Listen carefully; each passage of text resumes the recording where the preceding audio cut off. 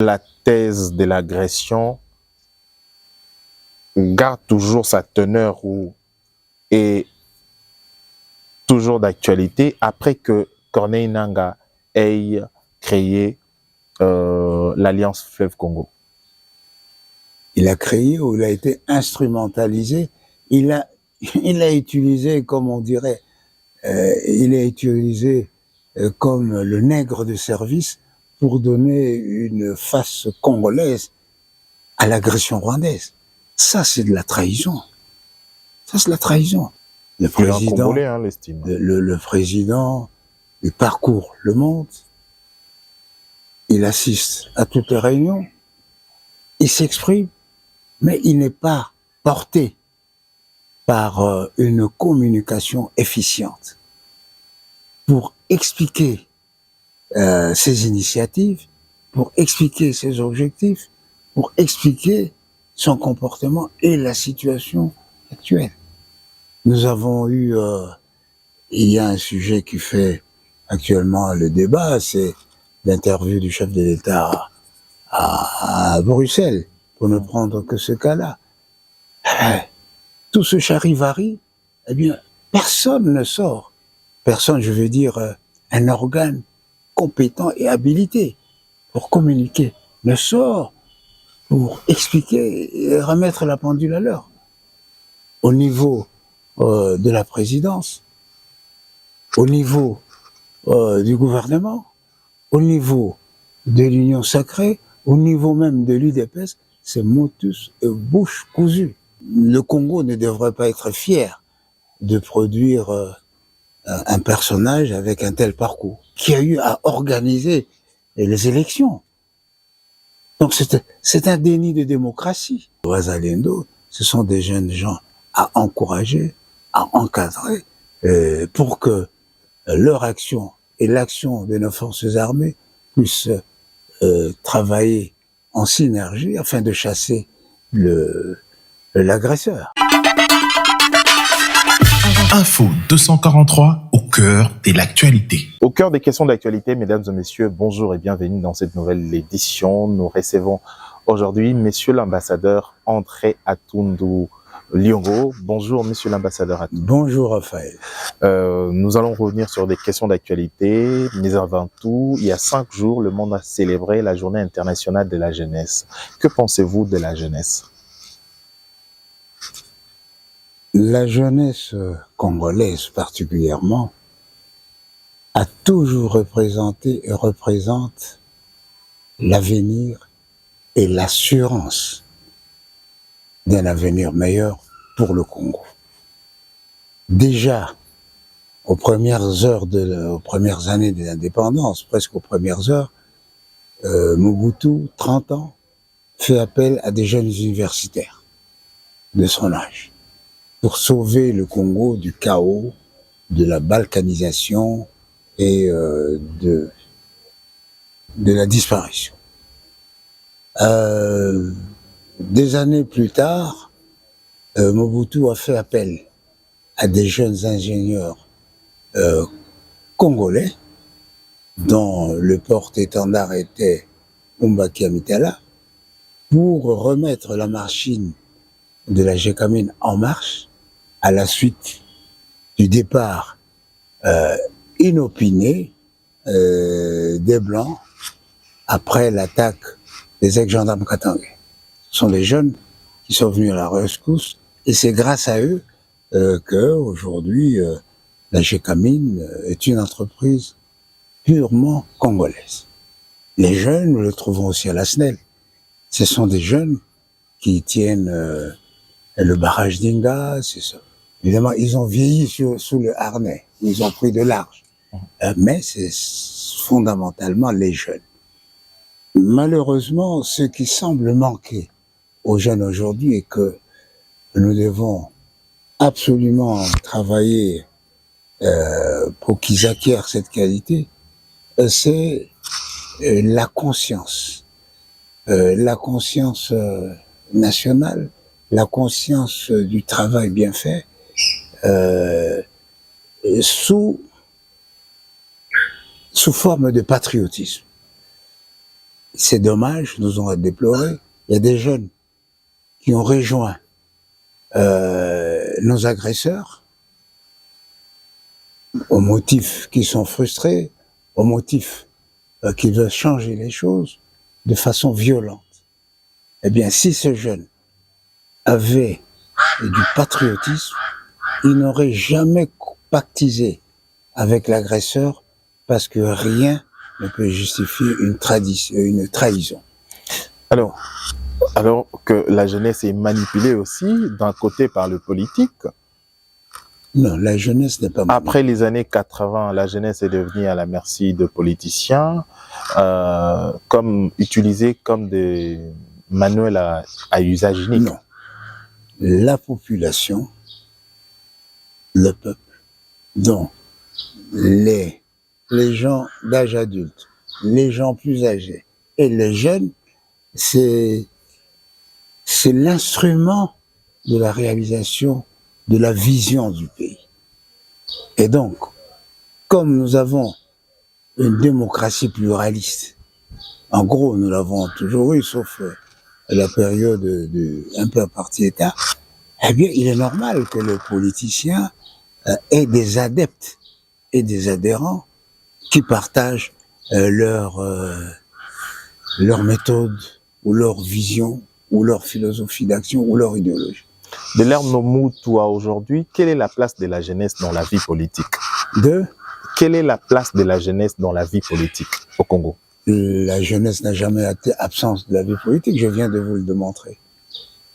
À la conférence nationale souveraine, nous avons découvert les Bati, les Lumbi, les Olengakoi, la vigueur et tout ça. La jeunesse a toujours participé à la vie politique congolaise. Mais maintenant, ce qu'il faut, il faut que la jeunesse y participe, non seulement avec ses compétences polyvalentes, en principe l'expression ou le fruit d'un savoir et d'une science bien acquise, mais il faudrait aussi qu'ils agissent, qu'ils se comportent avec une conscience intègre, une conscience nationale intègre qu'on appelle le patriotisme, un patriotisme exigeant et intransigeant. C'est ça la force de la jeunesse. C'est grâce à cela que la jeunesse va permettre à la nation de reculer les limites du possible. Nous venons aujourd'hui, nous venons de fêter ou d'assister aux Jeux Olympiques. C'est une fête de la jeunesse. Hier, c'était Bolt, l'homme le plus rapide sur 100 mètres. Eh bien, il était jeune. Aujourd'hui, un autre jeune, l'Américain Lille, c'est l'homme le plus rapide sur 100 mètres. Et ainsi de suite. Grâce à la témérité de la jeunesse, eh bien, l'homme peut reculer les limites de sa capacité. Ouvrons un autre chapitre. Le président de la République séjourne actuellement au sommet de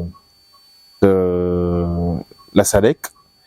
Et il y a plusieurs rencontres en dehors de notre pays. Quel est l'avenir qu'apportera toutes ces rencontres? Si vous me permettez de clôturer juste en 2 mots, le rôle et la place de la jeunesse dans nos cœurs. Aujourd'hui, je crois que vous avez appris qu'il y a une quarantaine de lauréats qui ont bénéficié de la bourse de la Fondation Mama Denis. Aujourd'hui, vous savez que le président, dans le cadre de 145 territoires, a construit des écoles, a réhabilité nos universités pour que notre jeunesse puisse étudier dans des conditions de confort physique et intellectuel. Alors la question, revenons sur la question, la deuxième question. Le président de la République est actuellement à la SADC. Quel est l'avenir pour toutes ces rencontres? Et également, il y a des rencontres bilatérales. Ce que je sais, avec certitude, c'est que la finalité de toutes ces rencontres, ces contacts et actes, c'est-à-dire les négociations éventuelles, les accords, eh bien la finalité, c'est la fin de la guerre que le Rwanda a portée au Congo. C'est l'avènement de la paix, si nécessaire pour le développement non seulement du Congo, mais de notre sous-région. C'est la coexistence pacifique entre les États voisins de la sous-région. Parce que nous ne pouvons pas être des Africains et avoir de limitations au niveau de la circulation, être intolérant au niveau du comportement des uns et des autres, et surtout ne pas accepter que l'autre ait une vision différente de la vôtre. Donc ça, c'est... Alors, l'avenir de toutes ces rencontres, à l'état actuel des choses, cet avenir est aléatoire. Aléatoire parce que le président Kagame n'a pas fait montre d'une bonne foi évidente, et le président, dernièrement, a dû reconnaître qu'il ne croyait plus tellement à la bonne foi de Kagame. Et cela, je pense que comme le président a tenté la diplomatie de la paix, il a tenté les négociations, mais je pense qu'il faudrait peut-être faire une approche plus pragmatique qui a fait ses preuves dans notre sous-région en d'autres temps, c'est l'approche économique. C'est-à-dire? L'approche économique, c'est-à-dire nous rencontrer pour concilier nos objectifs économiques dans la recherche d'intérêts communs.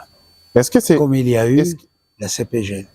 Le Rwanda avait ses objectifs, le Congo ses objectifs, le Burundi ses objectifs. Est-ce que c'est faisable? Parce que tout au début, le président de la République a tendu la main au président Paul Kagame.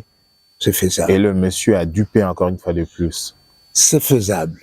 Ce n'est pas parce que vous avez échoué une fois que vous ne pouvez plus avoir de projet d'avenir. Ceci, c'est l'avenir. L'avenir. La guerre est un moment difficile, certes, mais dure-t-elle 30 ans, eh bien, elle aura une fin. Donc, aujourd'hui, il est important que nos hommes politiques, nos diplomates, puissent précéder les événements, envisager les intérêts communs économiquement pour mettre fin aux hostilités politiques. Vous le savez, le Rwanda, le fin fond de la guerre, c'est exploiter, continuer l'exploitation frauduleuse de nos matières précieuses, soit le coltan et autres. Ben, si nous avons ces matières, ce n'est pas pour nous, c'est pour pouvoir en bénéficier. Alors, si le Rwanda voudrait avoir ces matières, faire la guerre n'est pas la voie idoine, c'est approcher les autorités congolaises, expliquer ses ambitions, s'entendre et qu'on commence sur le plan économique. Mais apparemment, c'est pas sa logique. Apparemment, la logique prônée par le Rwanda reste l'exploitation illicite en instrumentalisant, alimentant de groupes terroristes. Là, c'est notre responsabilité de sanctuariser ces sites d'exploitation. Sanctuariser comment? Par la force militaire, évidemment, mais aussi par des instruments juridiques, en créant, par exemple, des sociétés auprès de qui les partenaires pourraient s'adresser pour éviter le Rwanda qui fait en l'occurrence la mouche du coche. Alors, est-ce que la thèse de l'agression garde toujours sa teneur ou est toujours d'actualité après que Corneille Nangaa ait créé l'Alliance Fleuve Congo? Il a créé ou il a été instrumentalisé. Il a, il a utilisé, comme on dirait, il est utilisé comme le nègre de service pour donner une face congolaise à l'agression rwandaise. Ça, c'est de la trahison. Ça, c'est de la trahison. Et c'est une aberration de la part d'une personnalité compétente, intelligente et jeune, sur qui le pays peut compter et qui a eu à organiser les élections. Donc c'est un déni de démocratie. Normalement, il faudrait pas. Le Congo ne devrait pas être fier de produire un personnage avec un tel parcours. Aujourd'hui, s'il serait à refaire, que direz-vous à Corneille Nangaa? Soyons patriotes. L'herbe du voisin est toujours plus verte. Mais quand vous y allez, vous trouvez que pour qu'elle soit verte, il faut mettre de l'eau, il faut mettre cela. Mettez de l'eau chez vous. Mettez de l'eau chez vous. Travaillez et attendez votre temps.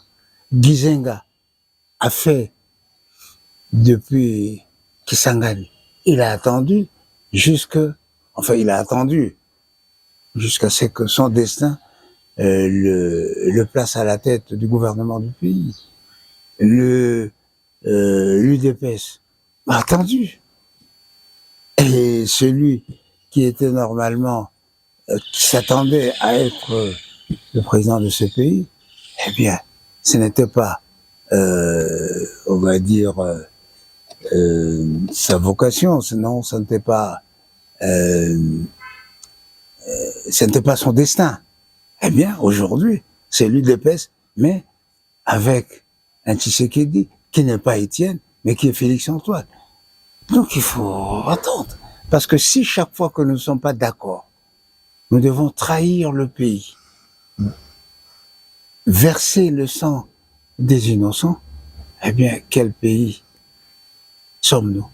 Un pays immoral, et même amoral. Alors, on a comme l'impression qu'il y a un problème de communication.